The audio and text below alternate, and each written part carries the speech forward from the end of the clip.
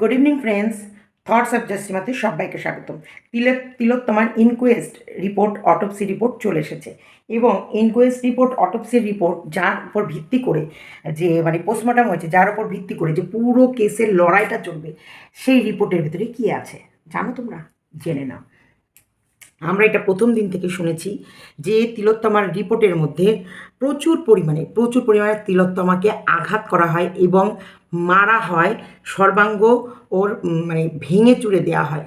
আমরা দেখেছি ওর দুটো থাইয়ের যে হাড় দুটো ইয়ের সাথে যে জুড়ে থাকে, সেই দুটো ঠ্যাংকে এমন করে মুড়িয়ে দুটো সাইড থেকে পুরো ভেঙে দিয়ে পা দুটোকে মুড়িয়ে দিয়েছিল।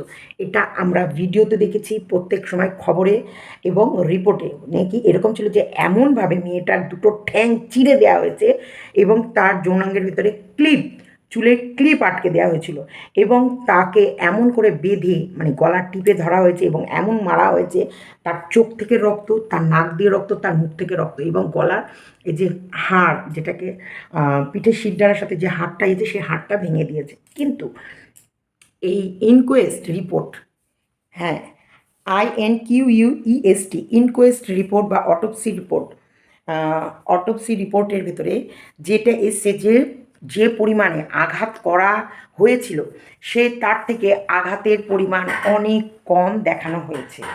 তাছাড়াও যে আমরা যেটা কন্টিনিউ, আমরা কিন্তু প্রত্যেকটা খবর ফলো করেছি, প্রত্যেকটা খবরে দেখেছি যে তিলোত্তমাকে উল্টে দেওয়া হয়েছিল, যেভাবে রিপোর্ট সবার সামনে এসেছিল এবং বডি টেক্সচার যেভাবে পড়েছিল, বডিটা যেভাবে পড়েছিল, সেখানে প্রত্যেকটা মানুষ যে ওকে উল্টে দেওয়া হয়েছিল, উল্টে দেওয়ার পর ওর পিঠের ওপর দিয়ে বুট পরে হাঁটা হয়েছিল। দেখো সেই সময় প্রত্যেকটা রিপোর্টার, প্রত্যেকটা যারা পোস্টমর্টম করেছে, তারাও এই রিপোর্টটা, যে রিপোর্ট পোস্টমর্টমের যে রিপোর্টটা বেরিয়েছিল, সেই রিপোর্ট নিয়ে প্রত্যেকটা বড় বড় তোমার হচ্ছে বলতে পারো এই পোস্টমর্টমের যে ডাক্তার থাকে, যারা সন্দীপ ঘোষের পরিচিত নয়, যারা সন্দীপ ঘোষের কথায় ওঠে বসে না, তারা প্রচুর মানুষ এই রিপোর্টগুলোকে নিয়ে বিশ্লেষণ করেছে। সেই সময় কিন্তু আমরা প্রত্যেকে এই বিশ্লেষণগুলো শুনেছি যে ওর পিঠের শিরদাঁড়ার হাড় নাকি এমনভাবে ভেঙেছে এবং এটা পোস্টমর্টম রিপোর্টে আছে। সেখান থেকে অনুমান করা হচ্ছে ওকে পিঠ উল্টে দিয়ে ওর পিঠের ওপর দিয়ে বুট পরে কেউ হেঁটে গেছে, বুট জুতো পরে ওর পিঠের ওপর দিয়ে কেউ হেঁটে গেছে। ওর মাজা থেকে ঘাড় অবধি, এই অবধি, এবং মাথার উপরেও নাকি পা দিয়ে হেঁটেছে। এটার কাছে একজন এসেছিলো কথা বলতে গিয়ে, ও ঘাড় থেকে মাথা অবধি নাকি হেঁটে গেছে বুট পরে এবং থেঁতলে দিয়েছে, ব্রেনের ওপরেও কিন্তু আঘাত লেগেছে। মেয়েটাকে চরমভাবে মারা হয়েছে, চরমভাবে, তার বডি পার্টস সর্বাঙ্গ যেন গুঁড়িয়ে দেওয়ার মতন, এবং 1-2 জন মিলে নয়, প্রায় 4-5 জন 7 জনও হতে পারে, অনেক মানুষ মিলে। এবং এটুকুও সন্দেহ করা যাচ্ছে দুটো মহিলা, ওকে যে হাত দুটো চেপে ধরেছিল, সেই দুটো মহিলার হাতও হতে পারে। এগুলো সেই সময় কিন্তু পোস্টমর্টম রিপোর্ট নিয়ে যে প্রত্যেকটা ডাক্তার, যারা সিনিয়র ডাক্তার, যারা বিশ্লেষণ করেছিল এই পোস্টমর্টম রিপোর্টগুলোকে নিয়ে, তারা কিন্তু এইগুলোই চর্চা করেছিল, এগুলোই বলেছিল। তাই সেই জায়গায় আজকে এই যে ইনকোয়েস্ট আর অটোপসি রিপোর্টে জানা যাচ্ছে নাকি পিঠের পোর্শনে যে মারা হয়েছিল সেই আঘাতের কোনো উল্লেখই নেই, এবং ওর সামনেও যে পরিমাণে ওকে সর্বাঙ্গে যে পরিমাণে আঘাত করা হয়েছে, সেই আঘাতের পরিমাণ কম দেখানো হয়েছে। তাহলে দেখো, একটা মেয়েকে এরকম নৃশংসতার সাথে মেরে দেয়া, মারার পর সেই মেয়েটার বডিটাকে না সংরক্ষণ করে না রাখা, তাছাড়াও তার প্রত্যেকটা জিনিস তিলোত্তমার ক্ষেত্রে সব নেগলিজেন্সি, প্রত্যেকটা জিনিসকে অবহেলা করা, ঠিক করে ফিঙ্গারপ্রিন্টস না নেওয়া, ঠিক করে যেই জায়গায় যেখানটায় ওর লাশটা পাওয়া গেছে সেই জায়গাটা সংরক্ষণ না করা। কারণ এটাও জানা যাচ্ছে যে সেমিনার হলে তিলোত্তমার মরদেহ পাওয়া গেছে, সেইখানটায় কিন্তু ক্রাইম সিন নয়, ক্রাইম সিন কিন্তু অন্য কোথাও হয়েছে। এমার্জেন্সি রুমও হতে পারে, ছতলাও হতে পারে, যেখানটায় লিফটে করে দুটো ওই হসপিটালেরই দুই ওই হসপিটালে কাজ করে 2 কর্মী দেখেছে লিফটে করে একটা মেয়েকে 4-5 জন মিলে, 4-5টা ডাক্তার মিলে নিয়ে নামাচ্ছে, এবং তারা জিজ্ঞাসা করেছে যে কোথায় নিয়ে যাওয়া হচ্ছে, কী হয়েছে? তখন বলেছে উনি এক লেডি ডক্টর, উনি হঠাৎ করে অসুস্থ হয়ে পড়েছে, তাই ওনাকে এমার্জেন্সি রুমে নিয়ে যাওয়া হচ্ছে। এটাও সিবিআইয়ের কাছে কোনো ওই হসপিটালেই কর্মরত 2 কর্মী এসে বয়ান দিয়েছে। তাছাড়াও অনেক অনেক অনেক কিছু আমরা যেই দিন থেকে তিলোত্তমার ঘটনাটা সামনে এসেছে, সেই দিন থেকে আমরা কিন্তু বহু খবর এই হসপিটালের মাধ্যমে কোনো ওই হসপিটালে কাজ করে কোনো হচ্ছে ডি গ্রুপ থেকে বলো, লাশ ঘর থেকে বলো, তোমার হচ্ছে ময়না তদন্তের রিপোর্ট থেকে বলো, তাছাড়া ওর কলিগ বলো, এবং ওই হসপিটালে অন্য ডিপার্টমেন্টে কাজ করে তারা বলো, প্রত্যেকের কাছে। এবং 9 তারিখে যে রাতে এই ঘটনা ঘটেছে সেই রাতেও একজনা স্লিপিং মানে ঘুমের প্রবলেম, ঘুম সেই যেখানে সেখানে ঘুমিয়ে পড়ে, সেই ঘুমের রোগের পরীক্ষা করার জন্যে সেই দিন সেই রাতে ঠিক সেমিনার হলের উল্টো দিকেই তাকে রাখা হয়েছিল, এবং সেও বয়ান দিয়েছে। সেও বলেছে যে সেই সময় কিন্তু এমনও একেবারে শান্ত পরিবেশ ছিল না। হ্যাঁ, অবশ্যই রাত 12টা মানে শান্ত পরিবেশ হবে, কিন্তু সেরকমও শান্ত ছিল না। মানুষ ছিল, ওই লিফটের কাছে বসে থাকা একজন গার্ড ছিল, তাছাড়াও 2-3টে নার্স ছিল, জুনিয়র ডাক্তার ছিল, ওনাকে খোঁজ নিতে আসলো। এছাড়াও সেই দিন আলাদা বাইরে থেকে বহিরাগত জুনিয়র ডাক্তার এসে একজনের রক্ত মানে তার শরীরে রক্ত দিতে হবে সেই রক্ত কিন্তু দিয়েছে, এবং সেখানে আরেকটা নার্সের সঙ্গে কথা বলেছে যে আমি এখন স্নান করব কারণ আমার সারা গায়ে রক্ত লেগে গেছে। এরকম করে ছোট ছোট ছোট ছোট প্রচুর প্রচুর ওই হসপিটালের মধ্যে ওই আরজি করের ভেতর থেকে কথোপকথন বাইরে বেরিয়েছে। তো সেই জায়গায় প্রত্যেকটা মুহূর্তে এটাই প্রমাণ হয়েছে যে আরজি করে যে এই সন্দীপ ঘোষ নামক এই যে প্রিন্সিপাল, তার সাথে তার ছত্রছায়ায় থাকা কিছু জুনিয়র ডাক্তার, কিছু বহিরাগত ডাক্তার, যেমন সবথেকে বড় হলো এই অপূর্ব বিশ্বাস, যে হচ্ছে পোস্টমর্টম রিপোর্টার ডাক্তার, যে পোস্টমর্টম করে, সেও প্রত্যেকটা মানুষ সন্দীপ ঘোষের খুব ক্লোজ। এবং পোস্টমর্টম করতে যাওয়ার আগে 1 ঘন্টা সন্দীপ ঘোষের চেম্বারে বসে কথা বলেছে, আবার পোস্টমর্টম করে আসার পরেও 1 থেকে 1.5 ঘন্টা সন্দীপ ঘোষের চেম্বারে কথা বলেছে। মানে এদের কথা মতো প্রত্যেকটা রিপোর্ট সাজানো হয়েছে। সাজানোর পরেও এখন যেটা জানা যাচ্ছে, ইনকোয়েস্ট এবং অটোপসি রিপোর্ট থেকে যেটা জানা যাচ্ছে যে তিলোত্তমার শরীরে যে ক্ষত বিক্ষত যেগুলো আমরা প্রথম দিকে শুনেছিলাম, বা যেরকম পরিস্থিতি ছিল, বা সেই সময় ওকে দেখে আরও অন্যান্য ডাক্তাররা যেভাবে ওর রিপোর্ট নিয়ে যে বিশ্লেষণ করেছিল, সেই জায়গায় হাফ কথোপকথন গায়েব করে দিয়েছে। এবং সেই পোস্টমর্টম রিপোর্টে আরও 4টে জুনিয়র ডাক্তার সই করেছিল, তারা বলেছিল স্যাটিসফাইড।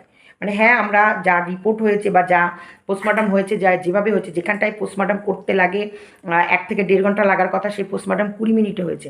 পোস্টমর্টম করার সময় ঠিক করে ফটোগ্রাফি করা হয়নি, ফটোগ্রাফি নাকি হেজি, এবং ভিডিওগ্রাফি নাকি হেজি এসেছে, এবং পরিষ্কার করে কথা হয়নি। সিসিটিভি ফুটেজ গায়েব, 7-8 ঘন্টার মানে ফুটেজ দিয়েছে, যেগুলো ভীষণ মানে খারাপ অবস্থায় 27 মিনিটের সিসিটিভি ফুটেজ পাওয়া গেছে। তাহলে এইভাবে একটা মেয়েকে মেরে তার প্রত্যেকটা প্রমাণ নষ্ট করে দেয়া, তাহলে কিসের ওপর ভিত্তি করে আজকে সিবিআই তদন্ত করে চলেছে, কিসের ওপর কতটা পরিশ্রম করে চলেছে, তারা কিন্তু প্রত্যেকটা সূত্র কোথাও এতটুকু খুদ বাদ দিচ্ছে না।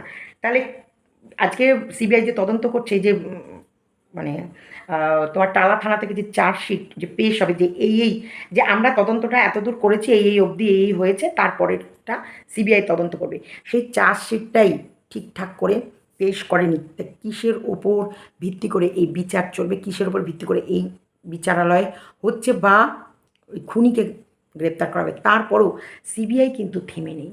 তিনি কিন্তু তেনারা মানে সেই সব মানুষরা কিন্তু দিনরাত্র পরিশ্রম করে যাচ্ছে একটা সূত্র থেকে, তার সূত্র ধরে ধরে যা পাচ্ছে সমস্তটাই টেনে হিঁচড়ে বের করছে। নাহলে সন্দীপ ঘোষকে কখনোই আটকে রাখতে পারতো না সিবিআই। তোমার টালা থানার ওসি, যেটা তোমরা জানো, তোমার হচ্ছে মণ্ডল, কি যেন ওনার নাম, যাই হোক এই মুহূর্তে মনে পড়ছে না আমার, তাকেও আটকাতে পারতো না এই বিরূপাক্ষর যেটা শোনা যাচ্ছে যে ইনি নাকি ইনার হাতে নাকি এই যে উনি একটা ভয়েস রিভিল হয়েছিল না ওনার, যে তোর প্রিন্সিপালকে আমার নাম বলিস বিরূপাক্ষ, টাকা দিবি নাকি চাইছিস তোর রেজিস্ট্রেশনটা আটকে দেবো। এই যে ওপেন গুন্ডাগার্দি, এই বিরূপাক্ষকেও নাকি সন্দীপ ঘোষ ভয় পেত। যেগুলো আমরা শুনছি সেগুলোই তোমাদের কাছে শেয়ার করছি। আমি সিবিআইও না, আমি রিপোর্টারও না, আমি তদন্তকারী কোনো একজন না। আমি যেটুকু শুনছি সেটুকু তোমাদের সাথে আরেকটু মানে আমরা কোথায় বসবাস করছি, আমরা কোন জগতে আছি সেই সম্বন্ধে তোমাদেরকে কিছুটা জানাচ্ছি।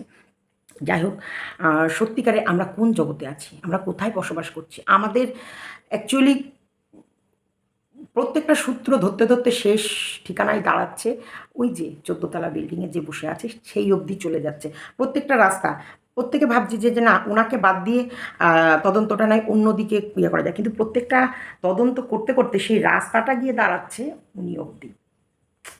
কী করে? তো এইগুলো সত্যিকারের সত্যিই খুব খারাপ, এই অটোপসি রিপোর্ট, এই ইনকোয়েস্ট রিপোর্ট, এবং এর ভেতরে আরও অনেক কিছুই আছে যেগুলো মানে জানাবো যে সত্যিকারের সন্দীপ ঘোষ মানে কত বড় ক্রিমিনাল, এবং কিভাবে একটা মেয়েকে মেরে, আর কত দুর্নীতি ওই আরজি করের মতো চলছিল। আরজি কর মানে নিজেই মুক্তি পেতে চাইছিল। আরজি কর চিৎকার করে করে বলছিল যে আর পারছি না, আর পারছি না। এই হসপিটালের ভেতরে একটা সময় এই পশ্চিমবঙ্গতে আরজি কর এক একই 2 নাম্বারে ছিল। সেই হসপিটালের ভেতরে এই রকম মরণকূপের লড়াই চলতো, সে আরজি কর আর নিতে পারছিল না, সেই কারণে সে হাঁপ ছেড়ে বাঁচতে চাইছিল। তাকে সত্যি জাস্টিস ফর আরজি কর, মানে কত ভয়ঙ্কর রূপ, যেখানে লাশ অবধি বেঁচে দেওয়া হতো। লাশের ওপর নোংরা সেক্স করে সেগুলো ভিডিওগ্রাফি করে পর্ন সাইডে সেই সব ভিডিওগুলোও চলতো। ইস, ছি ছি ছি ছি ছি ছি ছি ছি ছি, কত বলবো। যারা ডাক্তার হতে যেত, যারা জনগণের সেবা করবে, সেই সব মেয়েগুলোকে ওখানটায় ওদের কাছে দেহ বিলিয়ে দিতে হতো। আর কত বলবো। এগুলো বলছি, সাধারণ মানুষকে ঝাঁকিয়ে ঝাঁকিয়ে জাগাচ্ছি। সত্যি কি পরিবর্তন দরকার? সত্যি পরিবর্তন চাই? না পরিবর্তন হলে কোথায় আমরা যাচ্ছি? আমরা কি কতটা নোংরা, কতটা ভয়ঙ্কর পরিবেশে বসবাস করছি? দড়িধর মারো টান, রাজা হবে খান খান, সেই সময়ের থেকেও জঘন্য সময়ে আমরা পৌঁছে গেছি। আমাদের বিচার আমরা যদি না করি, আমাদের লড়াই যদি আমরা না করি, জীবনে আমরা ইয়ে করতে পারবো না। ইংরেজ আমলের ইংরেজ শোষণের থেকেও ভয়ঙ্কর শোষণ চলছে আমাদের উপরে। আমাদের বডির থেকে কিডনি খুলে বিক্রি করে দিচ্ছে। আমি কৃষ্ণনগরে একটা আজকে শুভর মুখে শুনলাম, বলছে এখানে ডাক্তার দেখাতে গেছে, কিডনিতে স্টোন হয়েছে। সেই স্টোন বের করতে গিয়ে সে কিডনি খুলে বের করে নিয়েছে। তারপরে সে পেটের যন্ত্রণা, যাই হোক কোনো অসুবিধা, শারীরিক প্রবলেম দিচ্ছিল, দেখতে গিয়ে সে আরেকটা অন্য ডাক্তার দেখাতে গেছে। অন্য ডাক্তার দেখাতে গিয়ে দেখে সে বলছে তোমার তো আরেকটা কিডনি নেই। সেখানে গিয়ে সেই ডাক্তারের ওখানে ঘেরোয়া করা, সেইখানে সেই ডাক্তার নাকি ঘুষ দিয়ে বলছে, মানে 6-7 লাখ টাকা দিয়ে বলছে কি এই ব্যাপারটা চেপে যাও, আমি এটা ভুল হয়ে গেছে, মানে কিডনিতে পাথর বের করতে গিয়ে নাকি কিডনিতে কোনো রকমের ইয়ে হয়ে গেছে, তা সেই জন্যে উনি বাদ দিয়ে দিয়েছেন। কিন্তু পরে এখন সেটা চাপতে পারেনি, 1 2 3 তারপরে সবাই এখন সেই থানা, সেই ডাক্তারের চেম্বার ঘেরাও করা হয়েছে, সে ডাক্তার চম্পট। তাহলে আমরা কোথায় বসবাস করছি? আমাদের সবাইকে জাগা উচিত। আমাদের প্রত্যেকের লড়াই, এটা প্রত্যেকের লড়াই, সাধারণ মানুষের লড়াই, থামলে চলবে না। তো যাই হোক, আমার অদ্বিতীয়ার কথাটা খুব ভালো লাগে, সঙ্গে অদ্বিতীয়া, ওর কথাগুলো কিছু খুবই ভালো লাগে, আমার খুবই ভালো লাগে। ভীষণ স্পষ্ট ভাষায় সুন্দরভাবে মানুষকে বলে, যেটা প্রত্যেকটা মানুষের মন অবধি কথাগুলো পৌঁছায়। তো তোমরাও একটু দেখো, আমি দিলাম। তো চলো, ভিডিওটা এতটুকুই রাখলাম। আমাদের লড়াই, we demand justice, we want justice, justice for RG Kar, justice for junior doctor, justice for আমাদের জীবন, আমাদের শেষ ইয়েটা, আগামী ভবিষ্যৎ, জাস্টিস ফর আমাদের নিউ জেনারেশন। সত্যি প্রত্যেক কিছুর জন্য জাস্টিস চাই। চলো, এতটুকুই রাখলাম, সবাই ভালো থেকো। গুরুত্বপূর্ণ ইনফরমেশন দেব যে ইনকোয়েস্ট এবং অটোপসি রিপোর্টে যে আঘাতের কথা উল্লেখ ছিল তিলোত্তমার শরীরের, তার থেকে অনেক বেশি আঘাত ছিল তিলোত্তমার বডিতে। 15টা ফটোর থিওরি তো নিশ্চয়ই আপনাদের মনে রয়েছে, যেটার জন্য সিবিআই অলরেডি সেই ফটোগুলি কালেক্ট করে, যেটা তিলোত্তমার ব্যাচমেটই দিয়েছিলেন, সেটার ফরেন্সিক রিপোর্টের জন্য অলরেডি ফরেন্সিক ল্যাবে পাঠিয়ে দিয়েছিলেন। সেই রিপোর্ট ইতিমধ্যে সিবিআই এর হাতে। যদিও আপনাদেরকে জানিয়ে দিই আমি যে সিবিআই সূত্র থেকে জানা যায় তাদের গুপ্তচর অলরেডি ময়নাতদন্তের আগের ছবি এবং ইনকোয়েস্ট আর অটোপসি রিপোর্টের মাধ্যমে কোথায় গড়মিল রয়েছে আর কোন কোন পয়েন্টে গড়মিল রয়েছে যেটা ধরতে পেরেছিলেন। কিন্তু এভিডেন্সের জন্যই ফরেন্সিক ইনভেস্টিগেশন এবং সেই রিপোর্ট সিবিআই এর হাতে আসতেই মারাত্মক কথা এবং অত্যন্ত গুরুত্বপূর্ণ কথা সামনে এলো, সেটা হচ্ছে ইনকোয়েস্ট এবং অটোপসি দুটো রিপোর্টেই যে আঘাতের কথা উল্লেখ রয়েছে তার থেকে অনেক বেশি আঘাত ছিল তিলোত্তমার শরীরে। তার পাশাপাশি বডির সামনাসামনি আঘাতের কথা উল্লেখ থাকলেও বডির পেছনের সাইডের পিঠ থেকে শুরু করে ব্যাক সাইডে বডির কোনো কিছু আঘাতের কথা উল্লেখ নেই। মারাত্মক গুরুত্বপূর্ণ অভিযোগ। অর্থাৎ সিবিআই সূত্র থেকে জানা যাচ্ছে যে কেসটা, যে ভিতের ওপর দাঁড়িয়ে আমরা চার্জশিট লিখবো, অর্থাৎ এভিডেন্সকে আমরা পুক্তা করব, শক্ত করব, এভিডেন্সকে আমরা স্ট্রং তৈরি করব, যে ভিতের ওপর দাঁড়িয়ে সেই ভিতকে নিয়েই ছেড়ছাড় করা হয়েছে। অর্থাৎ এরকমটাও দাবি করা হচ্ছে যে চাওয়াই হয়নি এটা, যে কোনোভাবে তিলোত্তমার বডিতে আসলে যতগুলো আঘাত রয়েছে তা কখনো মানুষের সামনে প্রকাশ্যে আসুক। যেখানে ইনকোয়েস্ট এবং অটোপসি রিপোর্টে গরমিলের কথা তো আপনারা জানেনই, সেখানে আঘাতের কথা উল্লেখ রয়েছে 15টা এক্সটার্নাল আঘাত এবং 9টা ইন্টারনাল আঘাত রয়েছে, কিন্তু তার ডিটেলস এবং বডির ব্যাক সাইডের কোনো আঘাতের কথা উল্লেখ নেই। থিওরি তো তখন 2-4 মিললো যখন 4টে পয়েন্টের ওপর বেস করে সিবিআই ইনভেস্টিগেশন স্টার্ট করলো। প্রথম পয়েন্ট হচ্ছে ময়না তদন্ত মাত্র 70 মিনিটে কমপ্লিট হওয়া, যেটা অত্যন্ত সন্দেহজনক ছিল ফার্স্ট। সেকেন্ড হচ্ছে যে যখন টাইম ছিল না, মানে সন্ধেবেলায় পোস্টমর্টেম করা, এটা অত্যন্ত সন্দেহজনক ছিল যে এত তাড়াহুড়ো করে বডি কেন পুড়িয়ে ফেলা হলো। থার্ড, সেটা হচ্ছে ম্যাজিস্ট্রেটের সামনে যে বডি এক্সামিন করে ইনকোয়েস্ট রিপোর্ট তৈরি করা হয়েছিল সেটা মাত্র 20 মিনিট টাইম লাগলো, যেখানে রেপ আর মার্ডার কেসের মতো ভাইটাল কেস, যার ইনকোয়েস্ট রিপোর্ট এবং অটোপসি রিপোর্টের উপর ডিপেন্ড করেই কেসটা শক্ত তৈরি হয় এবং অভিযুক্তকে যাতে কড়া থেকে কড়া শাস্তি দেওয়া যায় তার একটা ব্যবস্থা তৈরি করা হয় এই পিলারের ওপর বেস করে, এটার উপর ভিত্তি করেই। তো সেখানে মাত্র 20 মিনিটের মধ্যে একটা বডি এক্সামিন হয়ে গেল। এবং অত্যন্ত গুরুত্বপূর্ণ সেটা হচ্ছে 5 জন জুনিয়র ডাক্তারের সই, যেখানে তারা সই করেছিলেন ময়না তদন্তের রিপোর্টে যে we are satisfied, I repeat the word satisfied, যে এই কথা লিখিয়ে কেন সই করানো হলো এবং কেন তারা হুড়ো করে বডি পুড়িয়ে ফেলা হলো, এবং যেখানে দাহ করা হলো তার আশপাশ থেকে বেশ কিছু তৃণমূল কংগ্রেসের নেতার যে প্রেশারের কথা সামনে আসছে এবং বেশ কিছু অভিযোগ সামনে আসছে, সেগুলো কেন করা হচ্ছিল তার ডেপথে যেতে গিয়েই জানা গেছে যে একদমই তাই। 15টা ছবির যা রিপোর্ট তা হাতে, যেখানে পরিষ্কার বোঝা যাচ্ছে, পরিষ্কার জানা যাচ্ছে যে অভয়ার বডিতে যা আঘাত ছিল তার থেকে অনেক কম আঘাতের উল্লেখ করা হয়েছে ইনকোয়েস্ট এবং অটোপসি রিপোর্টে, যেটা অত্যন্ত মারাত্মক। কিন্তু এখন আপনাদেরকে আমি জানিয়ে দিচ্ছি যে